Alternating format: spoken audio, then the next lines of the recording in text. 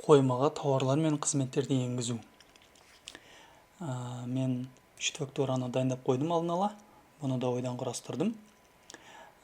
Мысалы, ТО Қазақ Трейд компаниясынан металл жәшік сатып алдық. Саны 10, бағасы 180 мың теңге. Жалпы құны 1 миллион 800 мың теңге. Енді осы 3 фактора бойынша біз тауарды 1С программасын енгіземіз. 1С программасын ашамыз. Естеріңізде болса, покупка, продажа. Біз покупка, сатып алу бөлімін ашамыз. Осы жерден, айтпақшы мына жерде мынандай жұлдызшалардың белгілері бар.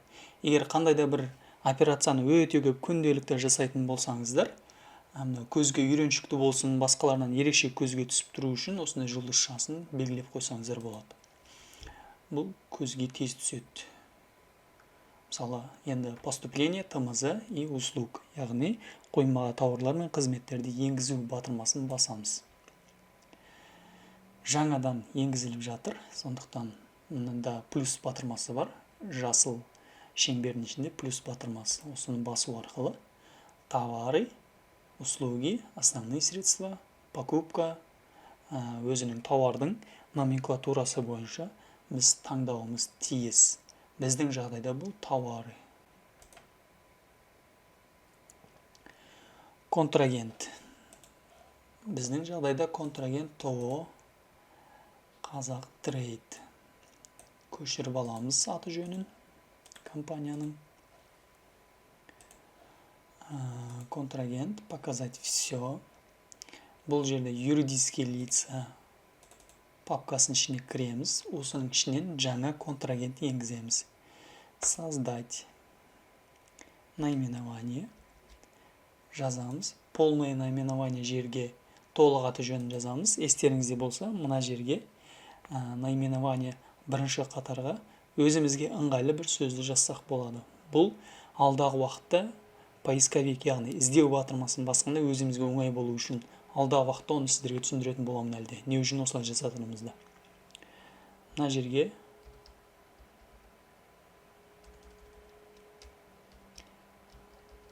Қазақ Трейд ТО деп жазамыз. Бинін көшіріп аламыз. Көшіріп алдық. Бинін осында қоямыз. Закрыть.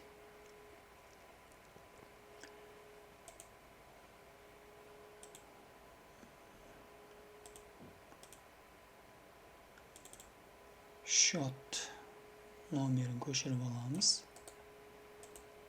Халық банк, Народный банк, бигін еске сақтап аламыз.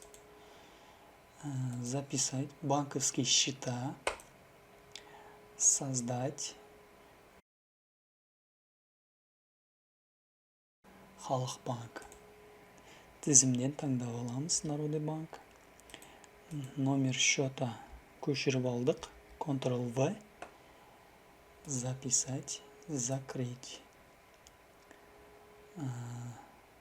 Банковский счет енгізілді. Таңдаймыз. КБ 17 болады. Записать, закрыть. Контрагент туралы ақпаратты енгіздік. Деректі. Енді контрагенттің өзін таңдаймыз. Enter. Договор болса, договорды енгізесіздер. Договор болмаса, без договора. Егер договор болған жағдайда, мына бір жерден создать, және договордың номерін, оның келісім шартқа қойылған күнін, бәрін мерзімін белгілейсіздер. Содан кейін барып, записать, закрыть етіп, договордың, жаңа договорды таңдайсыздар. Сонымен біздің 3 фактора бойынша металл жәшік. Бізде номенклатура металл жәшік. Добавить. Біз металл жәшікті енгізіп қойғанбыз. Ол бізде тауардың ішінде бар. Егер қандай да бір басқа тауар номенклатура болатын болса, тура жаңағыдай создать жаңадан номенклатураны енгіземіз. Біз металл жәшікті таңдаймыз.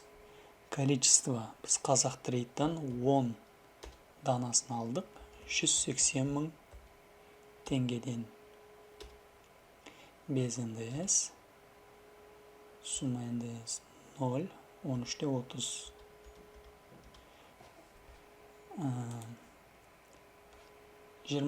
Шит фактураның номері 21. 9 шілде 2022 жыл. Демек, 9 шілде 2022 жыл.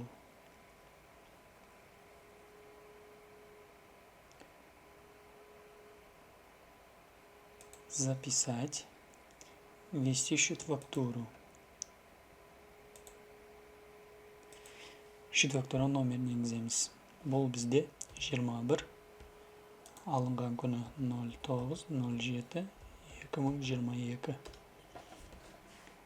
Записать. Провести. Осылайша біз қазір ғана жаңа тауарды қоймаға енгіздік.